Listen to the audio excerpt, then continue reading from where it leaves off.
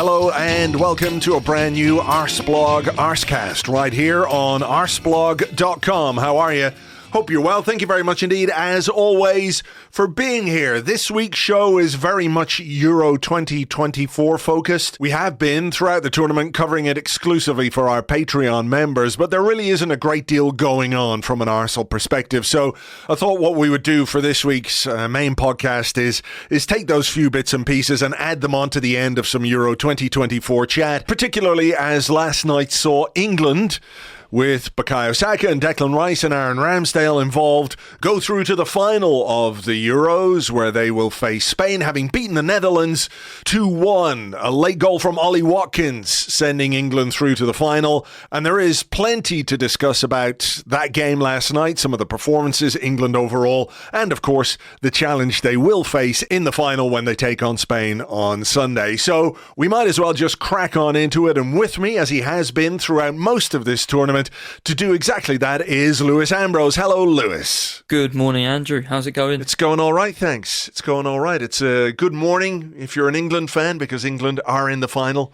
of Euro 2024 again. They're in the final of Euro. Not 2024 again. Yeah. No. They're in the final of the European Championships again, but for the first time, they're in the final of Euro 2024. If they'd been in that final again, something weird would be going on with the whole space-time continuum. But they're there, and they beat the Netherlands 2-1 last night. A last gasp goal from Ollie Watkins, which we'll come around to, I'm sure. But a first 45 minutes, which I think stands out in this particular tournament, because it was actually, I think, a good performance from England. Certainly the best England have played in Euro 2024, and probably the most entertaining 45 minutes of football that they've been involved in this tournament as well. Yeah, I definitely think it's the best 45 minutes England have played all summer. I think it was with that midfield.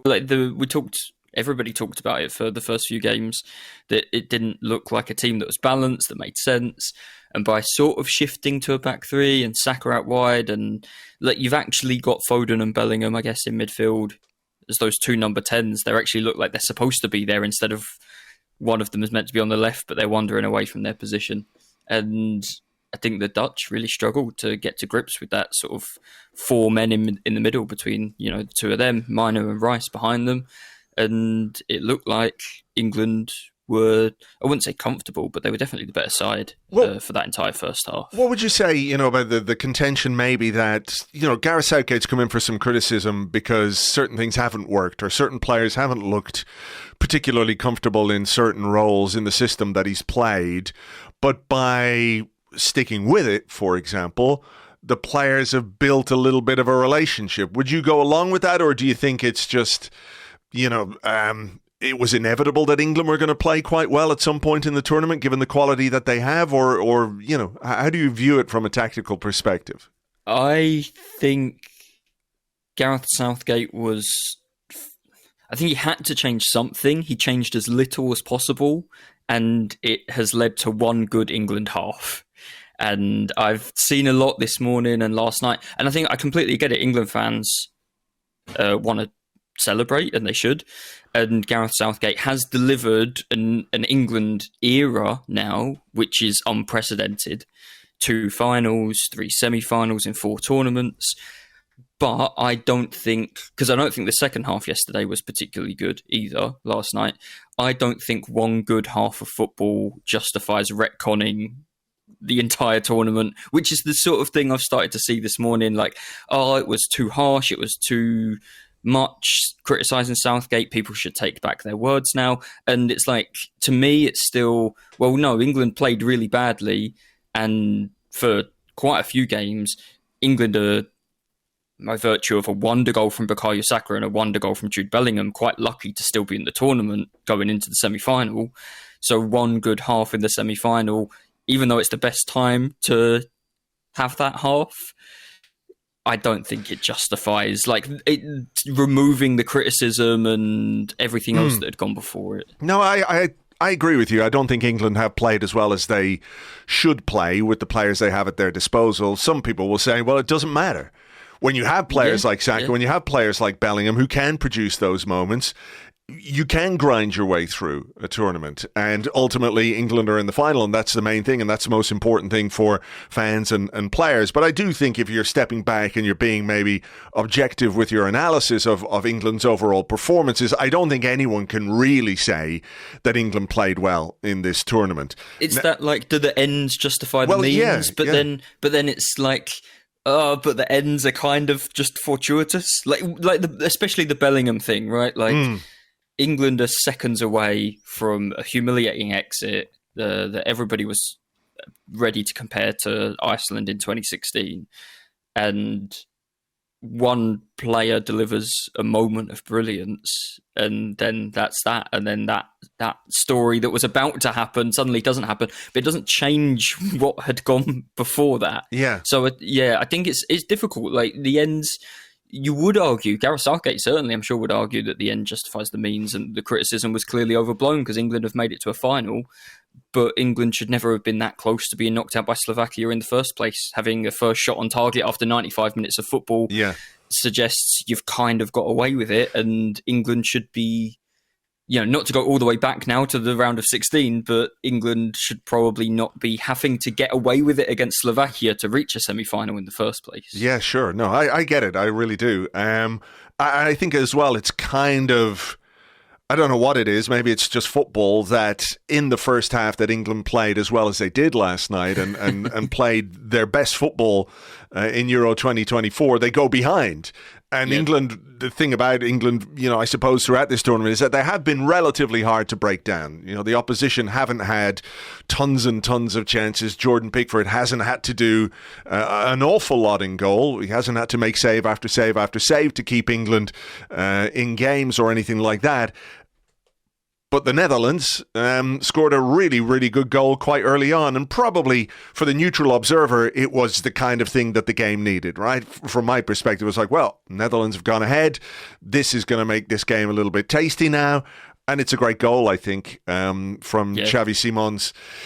He's too strong for Declan Rice in midfield. And the shot is too hard, too fast for Jordan Pickford. It's one of those where you look at it and you think, that is a brilliant goal, what a strike, but also, can my goalkeeper do a little bit better there? There's something quite pleasing as well, like the power that Simons gets behind it, but he hits it while he's like slipped. I don't know if it's because he's stretching for the ball. Obviously it was raining, the pitch was wet, but he sort of slips and slides into the strike before managing to still swing his leg, and the power behind it is incredible. Like, you do maybe wonder about Pickford. I think there was an angle from behind Simons where you see like he got a little bit of a finger on it, but nowhere near enough for a shot that was hit that hard. It wasn't right in the corner, but I think when a shot flies past you like that, I think it'd be really harsh to have too much criticism of the goalkeeper. Going back to Declan Rice as well, like he was sort of nudged off the ball. Simons won it really well, and I think as an Arsenal fan, you start to feel a bit protective, obviously. But I did think like just the space that Simons had from there, like England playing with three centre-backs, with Stones, Walker and Gay are all in the middle of the pitch. I think it's Stones sort of facing Simons down. And I don't know where Xavi Simons is exactly when he gets the ball off Declan Rice, but I think he's a good 30, 35 yards from goal. And he shoots from the edge of the box. And when he wins it from Rice, Walker stood staring at him on the edge of the box. And Simons just strolls that 10 yards forward. And Walker is still stood on the edge of the box, looking at him in the eyes as he shoots. And I think, Declan Rice would like to have done better. We'd have liked Declan Rice to have done better, especially if he was in an Arsenal shirt. But I didn't understand Kyle Walker just stood there watching Simons get closer and closer to him before watching him shoot. It just didn't intervene at all. So I think as poorly as Rice did, the lack of intervention, action from any of those England defenders made it look even worse. Yeah, he just sort of backs off or stays still and doesn't really engage from a defensive point of view. But look, it's a great strike and a really, really good goal from Xavi Simons. And that put the Netherlands 1-0 up. England equalised from the penalty spot. This has been quite a contentious discussion because you know my rule for penalties. I try and gauge them on the basis of what would I think if this was in an Arsenal game, and I have to say, I would be absolutely furious if this was given. If that's William Saliba or Ben White dangling their leg. Yeah.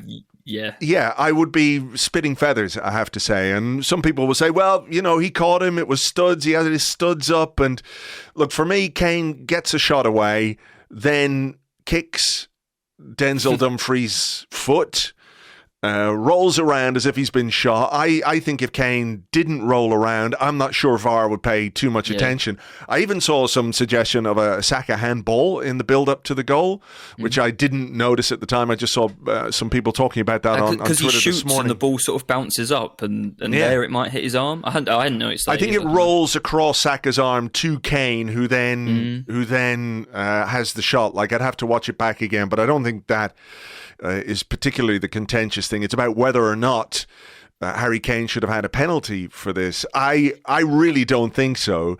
I think it depends on your footballing outlook. I think if you're more, let's say if you're a centre forward listening to this morning, you're going, absolutely, that should be a penalty. If you're a defender, you're going, there's no way a penalty should be given for that. Yeah, there is that argument, right, of like, we see so many times like, oh, but you got the shot away, and then it's like you're allowed to clean someone out almost because they get the shot away. But I don't think Denzel Dumfries does that. I think he's he doesn't really even go to play the ball. I think he's just trying to get his leg across to block a shot. I don't think he's making a challenge for the ball. I think he's just trying to sort of put Kane off and get in his way a little bit. And then it's obviously Kane's follow-through that causes the contact. I think it's really harsh. I think it's really, really harsh. And I would understand a penalty more if the ref gave it in real time and then the VAR decided we're not going to overturn that. We're not going to go send him to the screen. Sure. But that's one of those that I feel like it's probably not obvious enough either way for the video assistant referee to send the ref to the screen. I think it's kind of one of those where you just like, you know what, the original decision is, whichever way it goes, is maybe not a clear and obvious error, to use their language. And I was a little bit surprised. I think when Kane goes down, you know what's happened. You know that he's got the shot off, and there's obviously been like a contact on the follow through. It was obvious. And in that moment, the refs obviously decided that it wasn't enough. But then they've gone and sent him out, and I'm guessing that studs up that you mentioned, like that's probably the thing that changes their mind. But maybe. Is it studs up if your leg's there to sort of block the ball? I don't know. I don't think so. I think both. If Dumfries is being punished for having his foot up, Kane's foot is up at the same height. So why is it not okay for a defender to have his foot there, but it's okay for an attacker to have his foot there? And as I said, I think it's Kane who kicks him. It's not contact from the defender on the attacker. The other thing that occurred to me, and I don't want to delve into the realms of conspiracy theories here, is that, genuinely though, there was so much in the press this week about this particular referee and his history that I couldn't help but think, when he's over there at the screen looking at this, is there part of him, even subconsciously, that's thinking about what the press in the UK and some of the UK tabloids, for example, might do with those stories about his history? Do you think he's aware of that stuff, of all the talk? I guess he would have had to be. England. Yeah, for sure. I mean, honestly, because it was. It was brought up, the comments that Jude Bellingham had made about him when he was at Borussia Dortmund. By the way, I think, I don't know if that was mentioned anywhere, but I think the interesting thing to me, and what I really don't understand UEFA making this appointment, when Jude Bellingham was at Borussia Dortmund and made those comments, Felix Zweier has not refereed a Dortmund game since.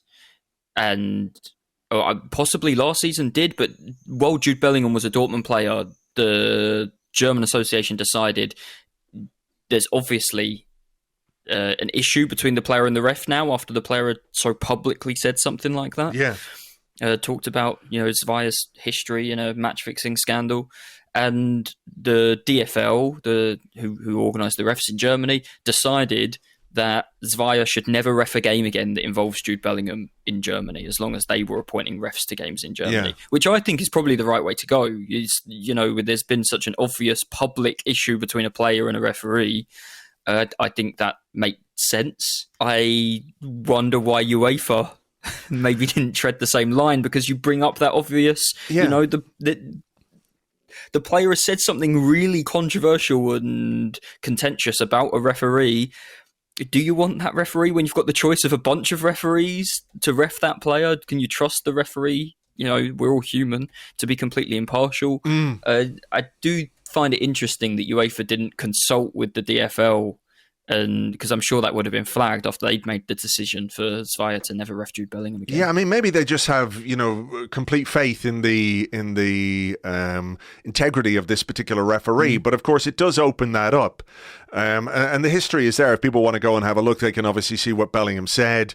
It was like there was a penalty decision, and Bellingham said something along the lines of... Dortmund didn't get a penalty against Bayern Munich, so Zvaya had been banned for 6 months, years and years and years 20-odd years ago. And part of, I think, the match-fixing aspect of this, or his history, part of it is, okay, he was paid some money to be quiet rather than fix a match, and then he changed his mind and fronted up and opened up and was something like...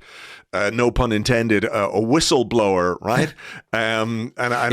Ironically, I think he was an assistant ref for the one that he was banned for the match fixing scandal. Yeah. So very much not a whistleblower, more of a flag waiver, whatever it was. But he raised the issue and, of course, served a ban and has been refereeing for 20 years ever since. But Bellingham said something along the lines of, after the game, post-match interview, this referee has been a match fixer. What do you expect? When you give him, why'd you give him such a big game? Like it was after Dortmund. Why would you give him such a big game? Bellingham was also fined, wasn't he? He got a big fine, and then there was I like, not to go back all that way back, but I also understand the criticism. I think when you're an official and you're very lucky to have any kind of career at the top level after you've been involved in something like that, even if you have sort of confessed in the end. But to get your career back and then manage to climb the ladder all the way to a Euros semi-final and sort of Champions League involvement and stuff, I find very surprising that that's allowed. It's the cardinal sin. It's a match official. I mean, just going back to what you were saying, I think he must have been aware of what was being said in the press and the whole Bellingham aspect of things. Like, he'll have friends. They will have been talking about this in the around the tournament. Surely he was aware of this, and I'm not saying he gave the decision because of that. I just wonder if that was in the back of his mind, like, if I don't give this, what is the reaction going to be? And maybe he can go away and he can go on holiday somewhere and just not pay any attention to any of it. But that's not really how the world works. And it just occurred to me anyway that was maybe subconsciously even a factor in his decision-making, because I think it was a very generous decision to give that as a penalty. I saw the Dutch players were fuming. Van Dijk, some comments, I think Koeman as well. But I did think to myself, like, when you see stuff like that, well, England had been all over them for, like, sort of between conceding and scoring as 10 minutes or so. I don't think there was any doubt that England were going to equalise eventually if the Dutch continued to play the way they were playing. Yeah. So as much as you don't want a decision like that to go against you, maybe you're going to complain about it if you don't think it was a penalty, to get really angry about it. When A, you've still got 70 minutes to make it right, and B, you'd been rubbish for the 10 minutes before that. Maybe look at your own performances first. Yeah, and also the fact that following the penalty, England really did have chances and played very well and could have extended the lead. I think Foden hit the bar. There was one... Foden hit the bar. Cleared off the line. He nearly scored that great goal. Mine, who slipped him through, and I don't know if there was a bad finish. I thought he was really unlucky not to score. I think he actually took it really well, and it takes a little nick off the goalkeeper, between the goalkeeper's legs, and it takes a little nick off. I don't know if he's off his calf or his groin, and it just sort of sets the ball to where Dumfries is standing on the line. I think without that little clip, it probably rolls into the near post. But England were, I think, throughout that first half, Dumfries, obviously, he hit the bar as well. Yeah, he did a header from a corner. He had an eventful game, didn't he? Dumfries, with the penalty, off the line, hit the bar. Involved. But I did think, other than that, England were comfortably the better side in the first half. Absolutely. Both managers made changes at the break. Luke Shaw came on for Kieran Trippier, whose tournament has been as poor as his season was. And it's surely over now. Must be, surely. I mean, if Luke Shaw can play a half, and they put him on knowing extra time was a possibility as well. Yeah. So you're putting him on presumably knowing he might have to play 75 minutes. If Luke Shaw can play 75 minutes, I don't think Trippier will see the pitch on Saturday. I mean, there was a moment, was it I think it might have been, I can't remember where it was first half. Had to have been first half because Trippier was on. Bukayo Saka picked the ball up on the right-hand side and made a run across the pitch into midfield, sort of where your sort of 8 or 10 might be, and there was nobody on the left-hand side. There was no left fullback overlapping Trippier. It was hanging around the halfway line because he didn't want to go forward. And as much as Luke Shaw has been injured and obviously not really match fit in the way that you might want him to be, I suppose there's maybe an equalisation. We'll talk about it in terms of player fatigue in the second half.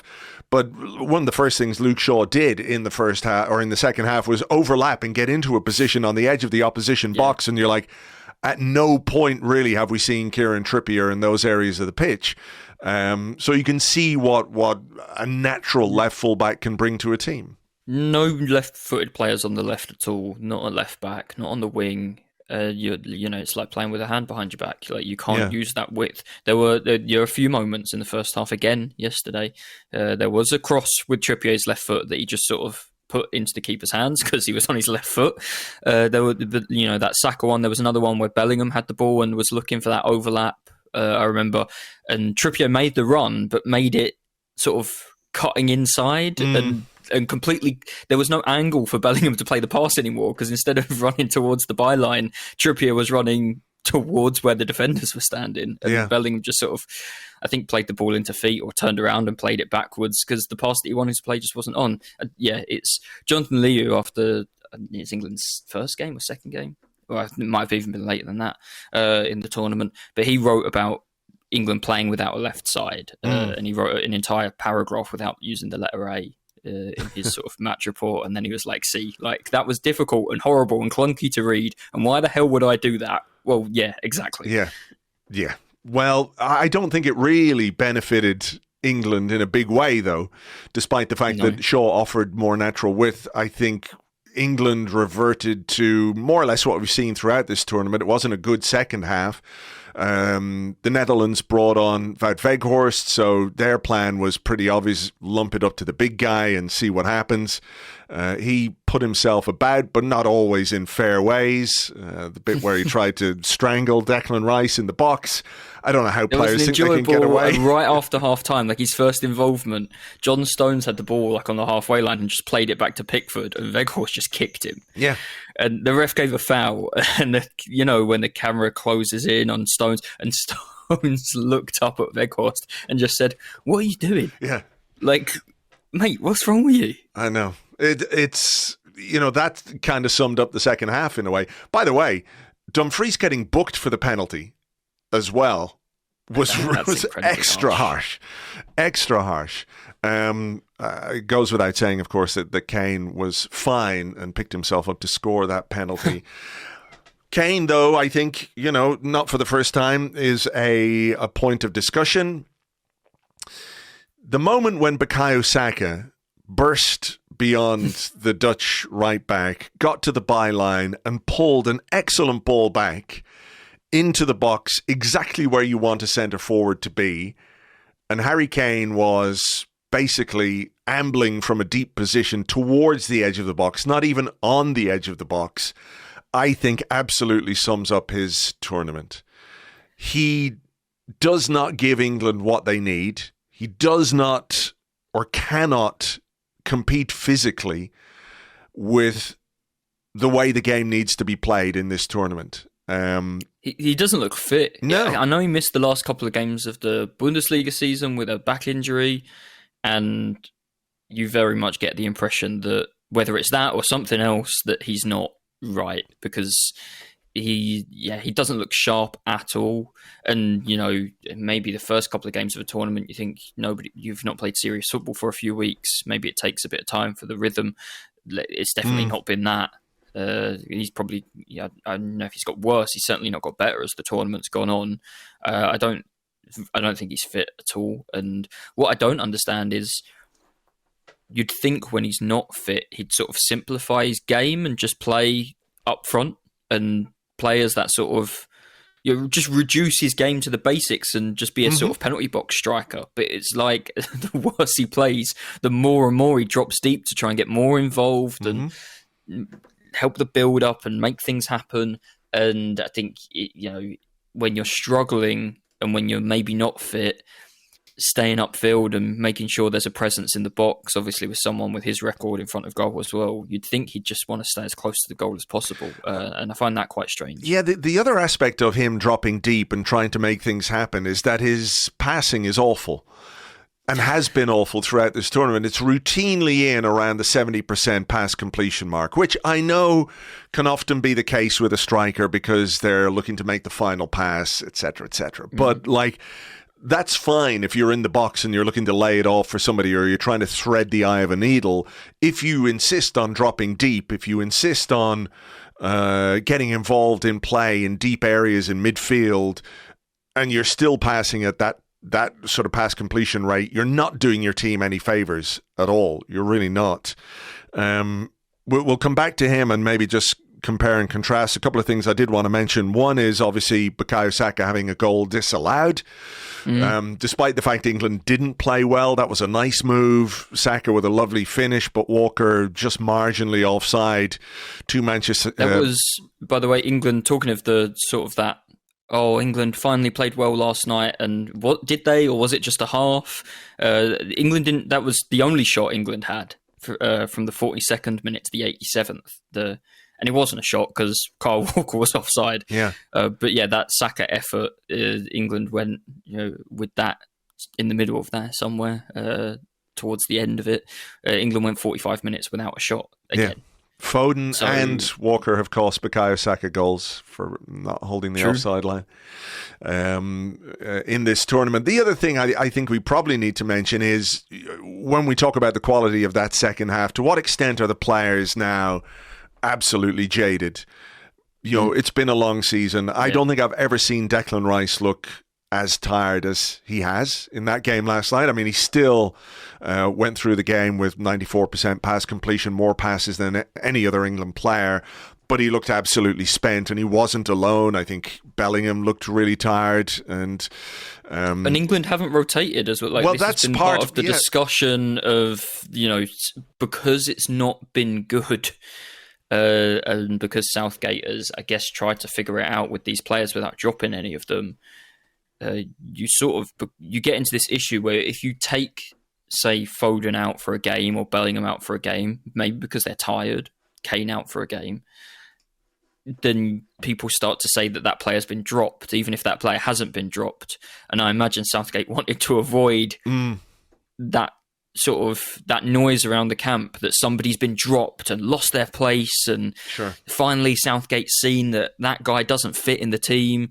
But because of that, he's ended up playing, I think, other than Mark Gay, who got injured and then suspended and then came back in for last night's game, and except midfield where it was Alexander-Arnold, then Conor Gallagher, and now Kobbie Mainoo, everybody else has started every single game. And when you're playing every few days after a long season, it's obviously going to take its toll eventually. With extra time as well in a couple of those games as well. So that, it's tough to play 90 minutes every 3 days. It's really tough to play, 2 hours every 3 days. Those extra 30 minutes are like extra grueling. Like if you think about a video game, your battery runs down or your life runs down much more quickly. I saw the point made last week too, that how kind of crazy it is that they play 45 minutes and then we decide that they need a 15-minute break. And then they play another 45 minutes and we decide, they need 3 or 4 minutes before they can play another half an hour now. Yeah. And then 15 minutes and then 1 minute and then another 15 minutes. And let's not ignore the fact as well that penalty shootouts, for all the celebration when it goes your way, are really, really high stress, anxiety things to go through from a player. So you're burning the adrenaline, and I think that does have an impact on you. And I think both of those teams last night, England and the Netherlands, look like teams, who these players need some time off. They've got one more game, of course, and they're desperate to get to that final, but they need some time off. Looking ahead to the weekend as well, obviously Spain changed their entire team for the one last of the games, game because they were already through. So, even though, the mental stress, the tension, and to a large extent the minutes and the legs are there, that is a massive difference, I think, at this stage of the tournament, when everybody sort of got a break for a week from the Spanish side. Well, let's talk about fresh legs, and let's talk about, a player who hasn't had to deal with potential fitness issues like Harry Kane has. And Ollie Watkins is somebody, and I'm a neutral observer here. I've got no skin in this particular game whatsoever, but Ollie Watkins, it's felt to me, hasn't really had a fair shake of things at this tournament, based on the season he's had and based on the kind of performances that Harry Kane has put in. It surprised me that Watkins has had so little playing time. But I think what we saw in the final stages of this game was, there was a guy who was energetic, who had a bit in his legs, who gave the Dutch defence something to worry about. And even the goal that he scored, I don't think Harry Kane can score that goal these days, or at this moment in time. Definitely not at this moment in time. Well, he doesn't get there in the first place because he doesn't make that run in behind the defence. No, he doesn't. Nor can he move that quickly, nor can he spin that quickly. And it's not as if Watkins did a huge amount to get away from the Dutch defender. I don't think the Dutch defender did anything particularly wrong. It's just the first touch is superb. The run is great. The first touch is superb. And the speed at which he gets a really, really good shot away through the defender's legs, beyond the goalkeeper, into the far corner. It's a great goal, and I think it's the kind of goal that only Ollie Watkins or maybe Ivan Toney could have scored in this tournament. Kane could not score that goal. It's amazing what a bit of movement does. Yeah, exactly. Front, isn't it? Yeah. I mean, it's Watkins off the back of the season he had in the Premier League. I think it was knocking on the door of 20 goals. It was the most assists in the league. To go to the Euros and before last night get 21 minutes feels very, very harsh. The way England have been playing, especially, it feels harsh. I think we talked about it last week when Southgate had said that Toney was angry that he came on so late against Slovakia. And we were like, well, how was Ollie Watkins feeling then? Yeah. He was just sort of overlooked completely. And I think in a tournament like this, there's obviously, you can feel sorry for yourself, or you can sit there patiently and train hard every day and tell yourself, I'm going to get a moment, I'm going to get a chance to make a difference. And Ollie Watkins has been sat there waiting for that chance for over 3 weeks and made one hell of a difference when he finally got the opportunity. Boy, did he take it. I mean, what a finish. It's a brilliant goal. It is a brilliant goal. It saved England another 30 minutes of extra time. It saved us as fans, as watchers, because nobody needed. I don't think, like you say, the players were exhausted. I think by now it's been a lot of football over the past 25, 30 days, and I don't think anyone needed another half an hour of that particular game the way that it was going. No, absolutely not. And it's a great goal, and it sends England through to the final. I think Watkins should start that final. I think what he can bring to this England team is far more valuable to them in a game against a very, very good Spain team than anything Harry Kane can offer over the course of 90 minutes. And if it's a case that England desperately need a goal with 20 minutes to go, and they've got someone like Harry Kane on the bench, that strikes me anyway as a far better way to approach a game against quality opposition who've been really, really good this tournament. You have to maximise your chances of scoring goals in games. And I think Watkins does that for England in a way that Kane doesn't. And people might say, well, this is just you talking with your Arsenal hat on, and you obviously don't like Harry Kane because of his past associations or even current associations, Lewis. But to me, it's so blindingly obvious that going with Watkins or even Toney will give England a better chance in the final against this Spain side than going with Harry Kane again. I think it's a big, big decision for Gareth Southgate to make. I know he is kind of risk averse, but I think if you're sitting there and we're sitting here and everyone listening to this has watched this tournament, can probably see that England have a better chance of winning that game if they try a striker with movement, with a bit of pace, a bit of energy, rather than the sort of facsimile of what Harry Kane has been. I will bite my tongue and say that he has given a lot to England over the years because of the quality that he has. He hasn't given that to England in this tournament. And if I were an England fan, I would be much more inclined, or I'd be much happier to see either Watkins or Toney. My preference would be Watkins, I think, just because of the season that he's had in the final. There's a bit more movement and pace with Watkins too. Toney maybe is a bit more, if you want that focal point, that target man presence. I think it's how players fit together as well, right? Like the balance of the team, who brings the best out of who. Like, how do you get more out of Bellingham and Foden? Well, Foden's had this season playing behind Erling Haaland, who runs and runs and runs in one direction only and doesn't come looking for the ball and isn't interested in the ball. And I think when you've got a centre-forward like the run Watkins made last night, who wants to stretch the defence, get in, take the defenders, the centre-halves into the channels, that's when those pockets between midfield and defence open up, where Bellingham and Foden want the ball. I think when you've got Kane looking for the ball into feet or dropping for the ball, then it's kind of dragging more opposition players into the spaces that Bellingham and Foden want open, so that they can get the ball and drive, get the ball and maybe find a pass through the lines, have a shot from the edge of the box. Those spaces haven't really existed for England in a lot of these games. And for a long time last night as well. And obviously it had nothing to do with Foden or Bellingham, the goal last night. But a run like that drags a defender and it creates a space in front of the defence. Or, a midfielder has to drop back and cover that space, and you've got more space a bit deeper in midfield.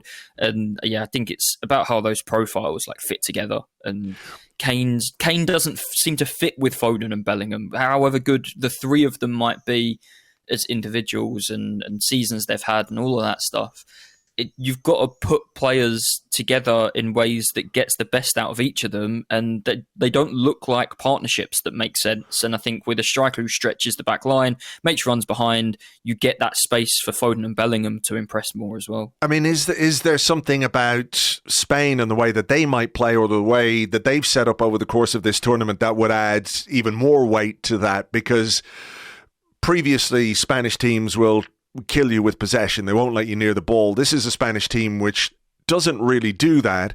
Therefore, on those, in those transition moments, or those moments where the ball turns over, if England can stretch the play in a way that they can't with Kane, then I think they've got a better chance of hurting Spain. I mean, I think it's going to be very difficult. Spain have been very good. It's going to be a pretty tasty final, I have to say, from a neutral perspective.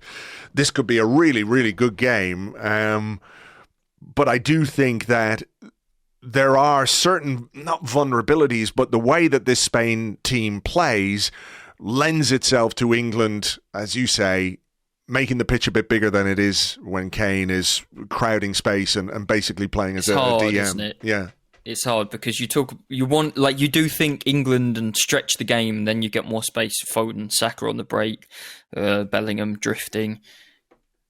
But then you think of the other side of the coin, and if you stretch this game, then it gives Nico Williams and Lamine Yamal the chance to use that stretched game as well, and Dani Olmo, and I don't think England want to face those three running into space too often. So it's hard. I think England are going to have to try and survive at times on Sunday and cling on and sort of batten down the hatches, defend quite deep, and hope that Spain don't pick the lock and or that Lamine Yamal doesn't fire one in from 30 yards again.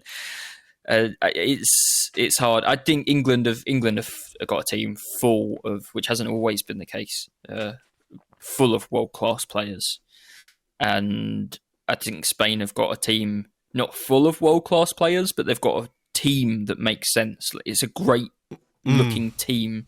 It fits together perfectly, probably with some world-class players and some who aren't, and some who are on the way there.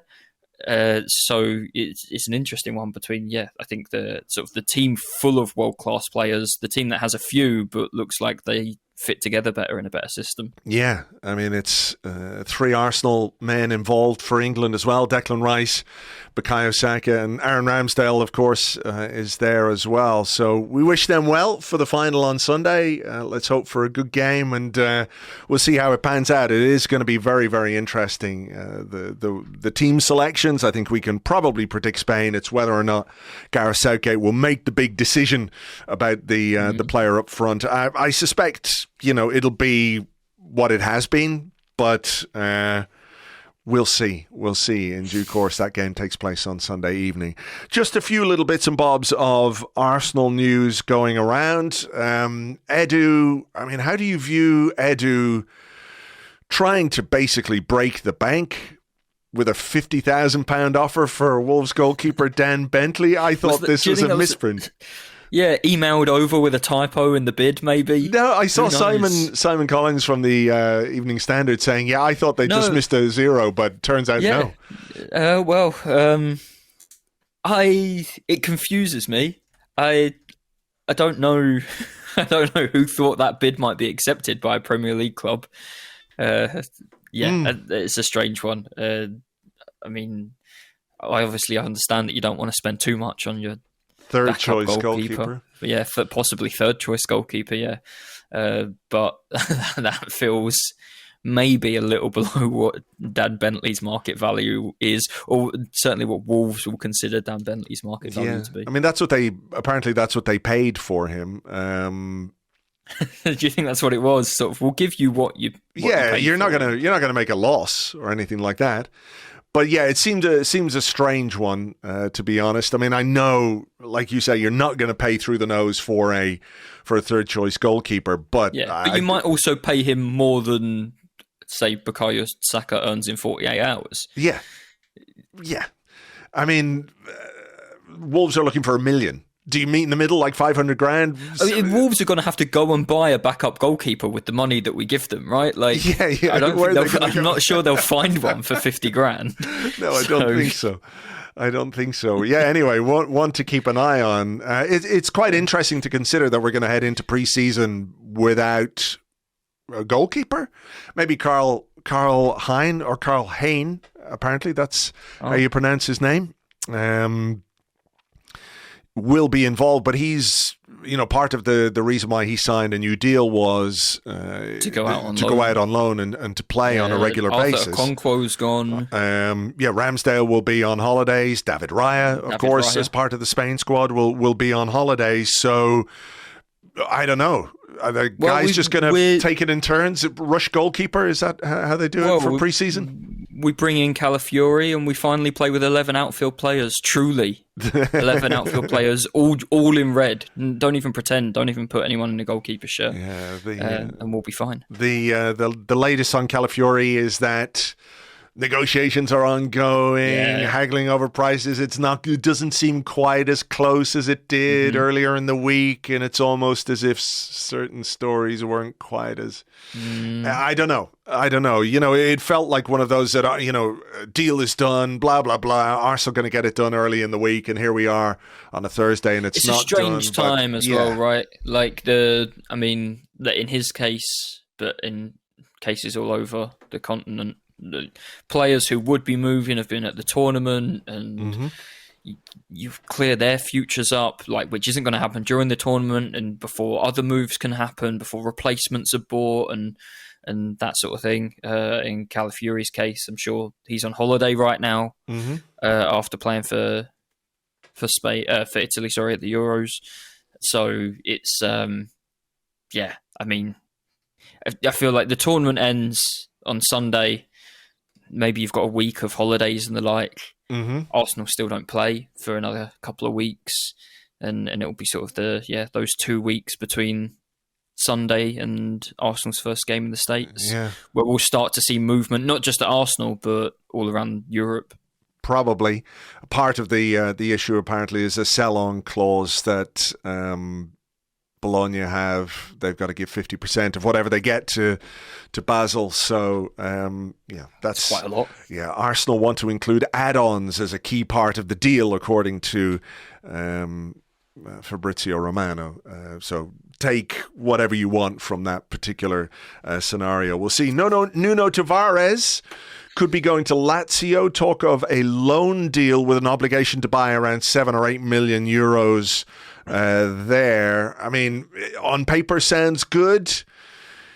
Yeah. If that obligation is something that is ironclad and copper fastened, great. 7-8 million is basically what we paid for him. So to get our money back on that deal, is not bad going if it all plays out the way we hope it will play out. I'm always just a little cautious though when you see that it's a loan deal and then he'll play well for a few games and then things will go a bit Nuno and maybe the obligation isn't quite as obligatory as we like to think it is.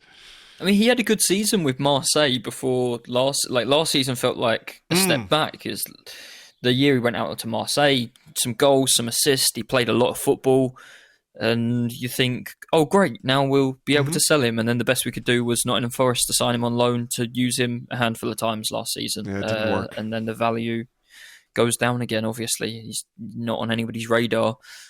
So yeah, like a loan with an option, which it looks like for Sambi Lokonga, for example, I think is a shame because I basically think the sort of selling club, the parent club, can't ever win. Either he's brilliant, so they activate the option because they've got him for less than they would have paid otherwise, or he's not brilliant, and then they don't activate the option, and then you're back to square one with the player. So I think for the selling club, the option to buy never makes too much sense. An obligation, obviously, is just deferring the fee. Yeah. And as long as it is an obligation, or at least an obligation with a very low threshold, like he has to play 5 times or something like that to sort of activate it, I'm perfectly happy with that. And like you say, I think after the season he's just had at Nottingham Forest, or the season he didn't have really at Nottingham Forest, to sort of get our money back for Nuno Tavares is all right. I'd also be curious to know what extent there are clauses involved in these, like sell-on clauses, etc., as part of those loan arrangements. Like if there is an option to buy at a relatively knockdown price, is there also a sell-on fee included? So if the player really kicks on at some point, and then gets a big move 2 years down the line. Maybe it's something that benefits us. I don't know. We'd have to find out if those sorts of things are involved in loan deals. The final story is Eddie Nketiah being linked with a move to Marseille.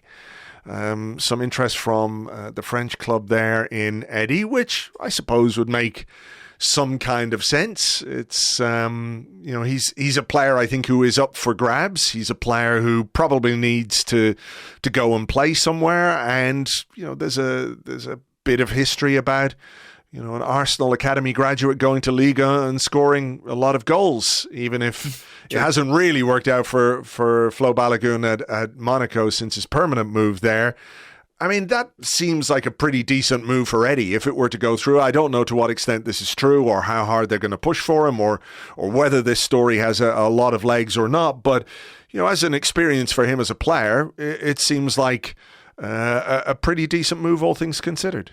Yeah, we know he was open to moving away abroad in the past, loan deals, negotiations with clubs in Germany. And Marseille's obviously got a friend out there in Pierre-Emerick Aubameyang. Friend or mentor, possibly. I do find it a little bit hard to see Eddie being the sort of striker that Roberto De Zerbi wants to use. It kind of feels like the opposite sort of striker. But I think the league, De Zerbi, firstly, will do wonders at Marseille. I think he's a really, really good manager, and we saw that at Brighton.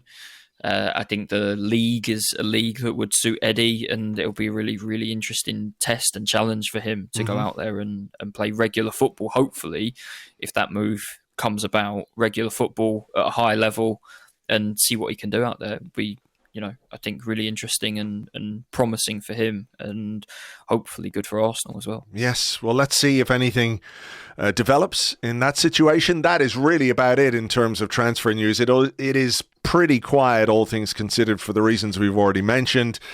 the players and the manager in Marbella, maybe still. I don't know. We're not getting a glimpse of what they've been up to, but pre-season will kick in a big way over the coming weeks, and there will be, I'm sure, plenty more movement and plenty more stories about Arsenal players and transfers. But for now, we better leave it there. Lewis, as ever, thank you very much. Thank you. Have a great weekend. Thank you very much indeed to Lewis. You can find him on Twitter. He is at LG Ambrose, at LG Ambrose. Right, not a lot else going on, but as I said, we have been covering Euro 2024 for our Patreon members, and if you would like more content, more podcasts, exclusive stuff from the US tour coming up, you get access to our Fantasy Football League for the new season, which has cash prizes and trophies and shirts to give away. You can sign up at patreon.com/Arseblog, $6 a month, and you get instant access to everything that we've ever done and everything that we will do in the future over on Patreon. So patreon.com/Arseblog. For now, I think we'll leave it there. Have yourselves a great weekend. Enjoy the Euro 2024 final. No doubt it is something, whatever way it pans out, that James and I will talk about on a brand new Arsecast Extra for you on Monday. So please join us for that. In the meantime, take it easy and we will catch you on the next one. Until then, cheers. Bye-bye.